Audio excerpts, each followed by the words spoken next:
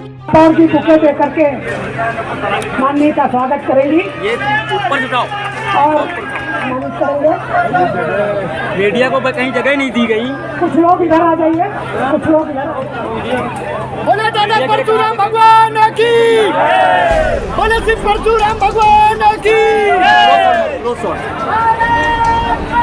एक प्रतिमा की भी व्यवस्था भगवान परशुराम जी की यहाँ की गई है और उस प्रतिमा व्यापार मंडल की भी टीम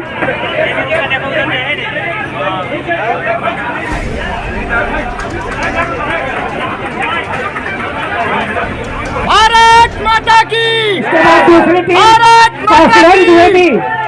कौशलेन द्विवेदी सभासद दल के और किन्नर समाज के बाद व्यापार मंडल देशा व्यापार मंडल के लोग पिंटू गुप्ता, रमेश कनौजिया, जय गुप्ता, राजू शुक्ला, शिवम पांडे, प्रदीप कुमार, बुद्धेश्वर व्यापार मंडल।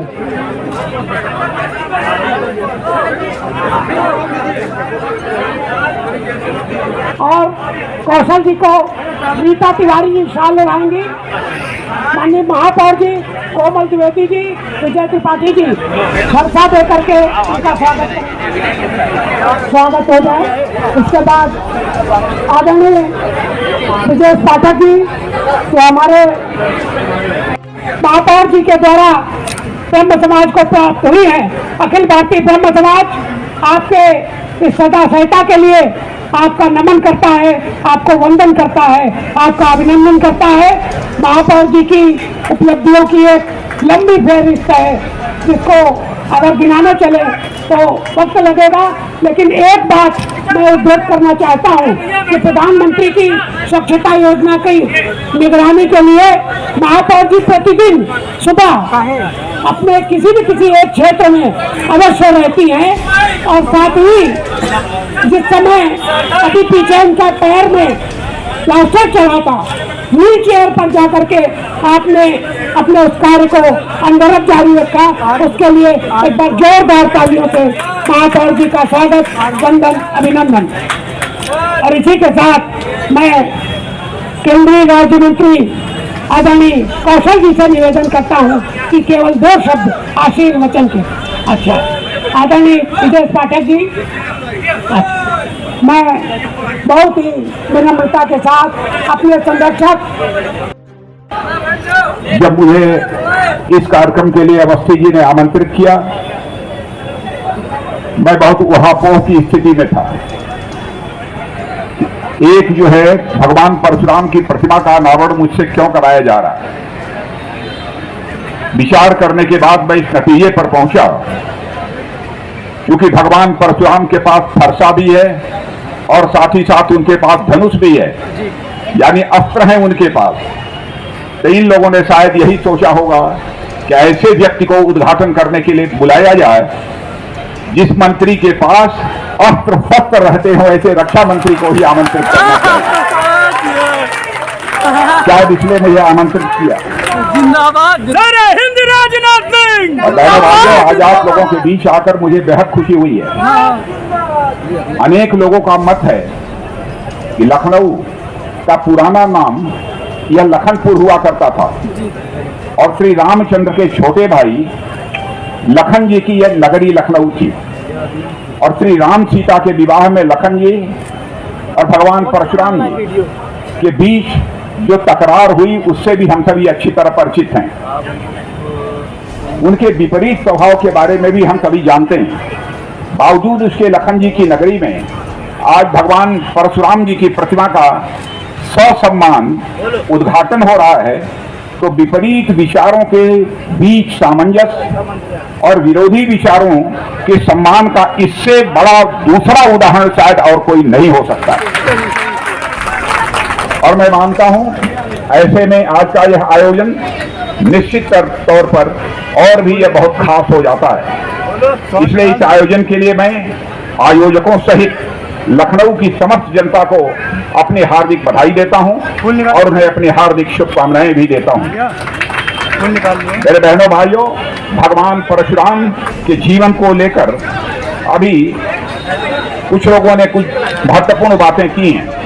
भगवान परशुराम शास्त्र और शस्त्र दोनों धारण करने वाले एक ऐसे महापुरुष थे। वो भक्ति और शक्ति के समन्वय की साक्षात प्रतिमूर्ति रहे हैं।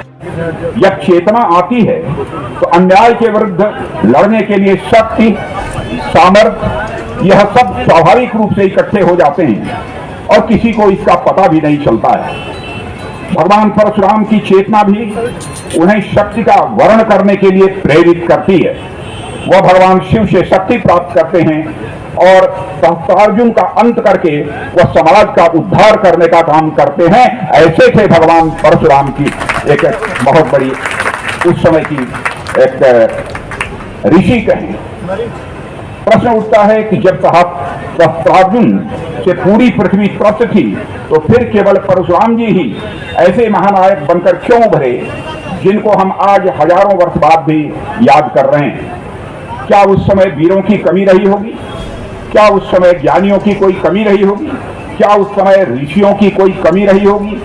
पर परशुराम ही, भगवान ही उस युग के महानायक क्यों बनते हैं? कोई और दूसरा क्यों नहीं बनता है?